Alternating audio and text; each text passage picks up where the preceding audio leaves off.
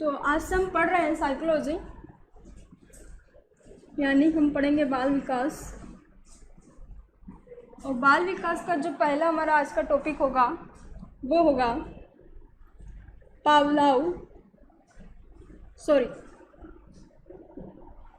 Skinner व Thorndike का प्रयोग।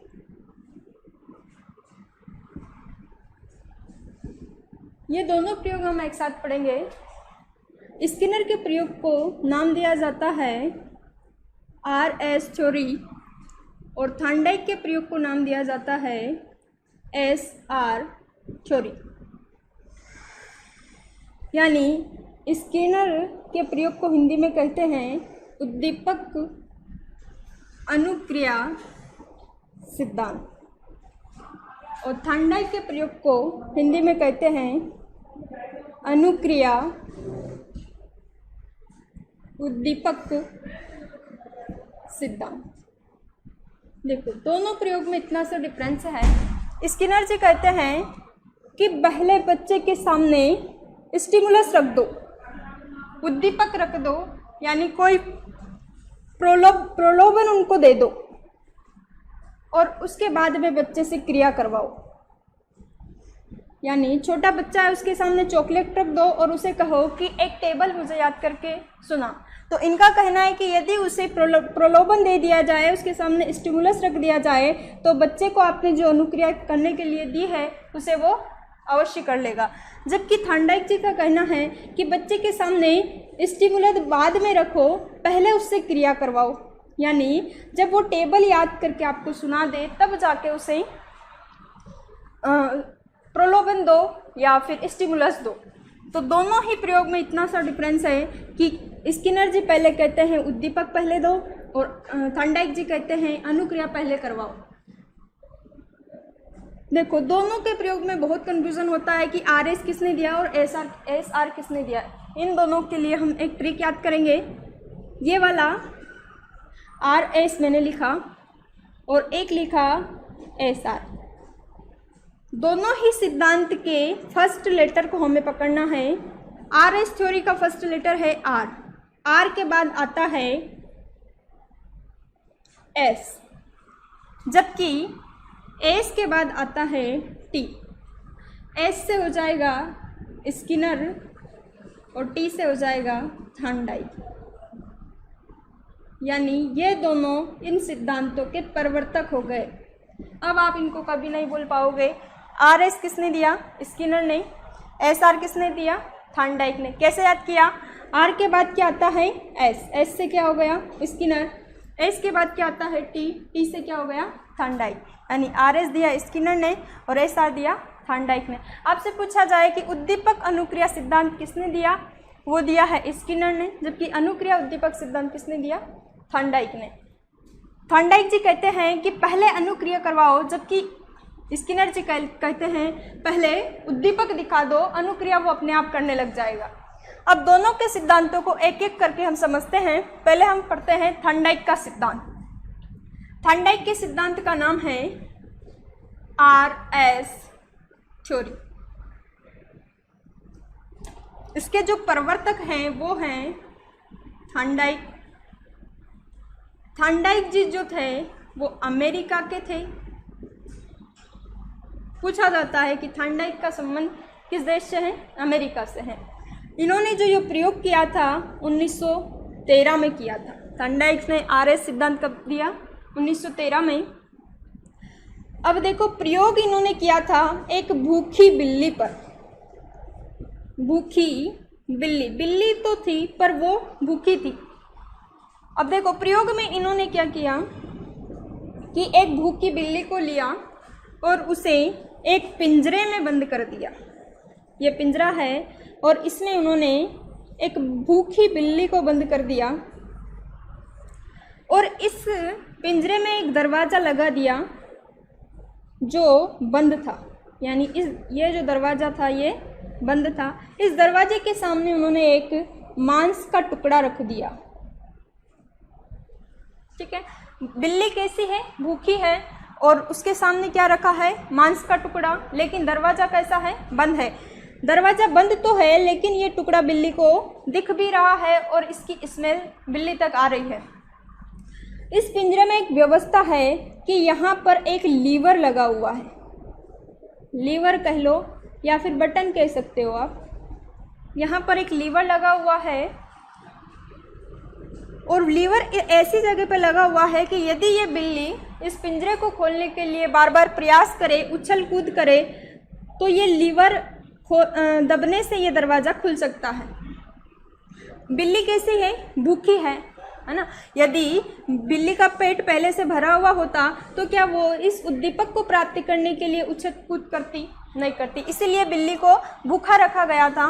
बिल्ली भूखी थी, इसलिए मांस के टुकड़े को प्राप्त करने के लिए उसने बार बार उछल कूद किया और संयोग से यानी अचानक उसका पैर लीवर पर पड़ गया, जिससे ये दरवाज़ा खुला और उसे भोजन की प्राप्ति हो गई।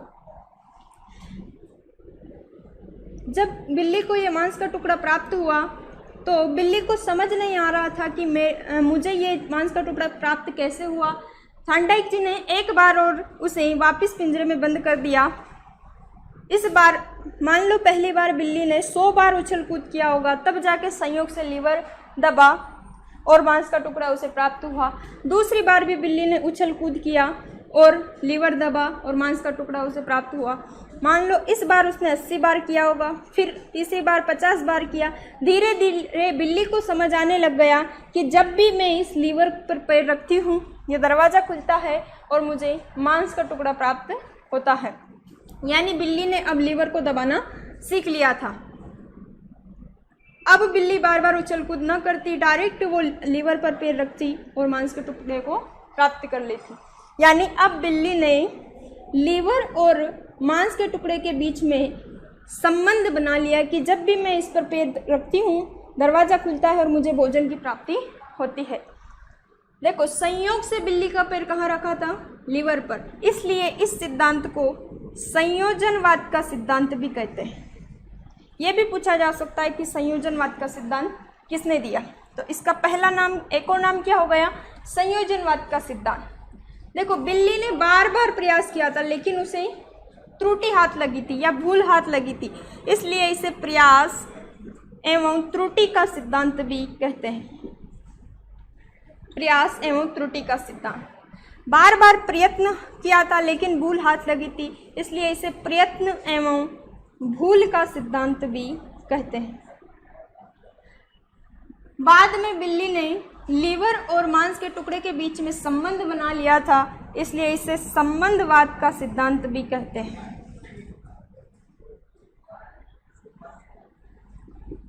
बिल्ली को कभी लीवर दबता और कभी नहीं दबता, इसलिए वो बार बार दुखी होती। जब नहीं दबता तो दुखी होती और जब भोजन की प्राप्ति मिल जाती तो खुश होती। इसलिए इसे हर्ष एवं दुख का सिद्धांत भी कहते हैं। हर्ष एवं दुख का सिद्धांत भी कहते हैं। ठीक है।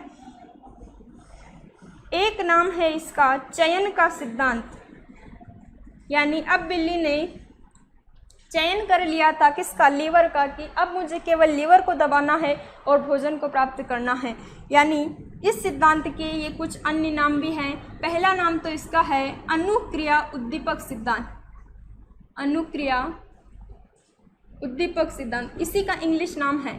आर यानी होता है रिस्पॉन्स और एस का मतलब होता है stimulus. Response stimulus theory, Hindi में कहें अनुक्रिया उद्दीपक सिद्धांत। किसने दिया? थांडाइक ने दिया। कहाँ के थे? अमेरिका के थे। प्रयोग 1913 में किया, भूखी बिल्ली पर किया। बिल्ली को कहाँ बंद किया था? पिंजरे में। बिल्ली कैसी थी? भूखी थी और बिल्ली के सामने क्या था? उद्दीपक रखा हुआ था। यानी थांडाइक जी कहते हैं कि उस किसी भी कार्य को यदि हमें करना है तो उस कार्य का फल व्यक्ति को बाद में मिलना चाहिए, पहले उससे क्रिया करवानी चाहिए। जबकि स्किनर जी कहते हैं, स्किनर जी का सिद्धांत पढ़ते हैं हम। इनके सिद्धांत का नाम है SR थ्योरी, यानी अनुक्रिया उद्दीपक सिद्धांत।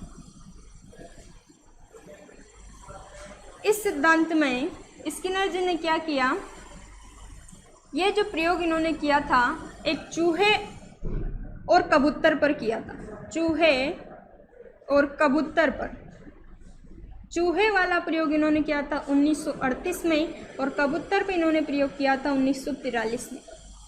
इन्होंने क्या किया कि एक कबूतर को एक कबूतर बॉक्स में बंद कर दिया और एक चूहे को भी एक पिंजरे में बंद कर दिया।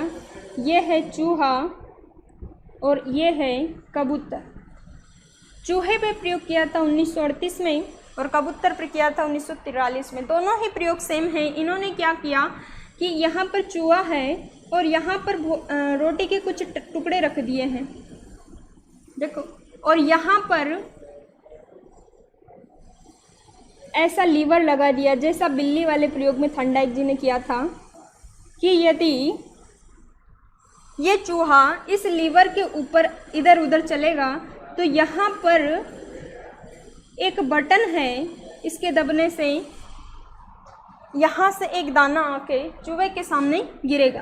दोनों प्रयोग में क्या अंतर है कि बिल्ली को मांस का टुकड़ा दिख रहा है ना, उसके बाद वो अनुक्रिया कर रही है, जबकि यहाँ पर क्या हो रहा है कि ये चूहे को ये दाना दिख नहीं रहा है, पहले वो अनुक्रिया कर रहा है, उसके बाद में उसे भोजन मिल रहा है। यानी स्किनर जी का कहना है कि पहले अनुक्रिया करवाओ, उसके बाद में व्यक्ति को उद्दीपक दो, ठीक है। जब चूहा लीवर को दबाता है उसे भोजन का एक दाना प्राप्त होता है। दूसरी बार फिर चूहा लीवर को दबाता है, उसे भोजन का एक टुकड़ा प्राप्त होता है। बार बार अनुक्रिया करने के बाद चूहा लीवर को दबाना सीख जाता है और भोजन प्राप्त करना सीख जाता है। सेम ऐसा ही प्रयोग इन्होंने यहाँ किया। कबूतर को कबूतर पेटी में बंद कर दिया और सेम यहाँ पर गेहूं के बहुत सारे दाने रख दिए और यहाँ पर एक कुंजी की व्यवस्था कर दी कि यदि ये कबूतर अपनी दाईं ओर घूमकर इस निश्चित स्थान पर चोंच मारे तो इसके दबने से या इसकी कुंजी के दबने से इसे यहाँ से एक अनाज का दाना प्राप्त होगा। दोनों ही प्रयोग इनके सेम थे, लेकिन ये चूहे पर था और ये कबूतर पर था, ठीक है। यानी स्किनर जी का जो प्रयोग है वो एसआर थ्योरी है और थॉर्नडाइक जी का प्रयोग है वो आरएस थ्योरी है, ठीक है। दोनों के प्रयोग हमें समझ में आए। आज के लिए इतना ही, थैंक यू।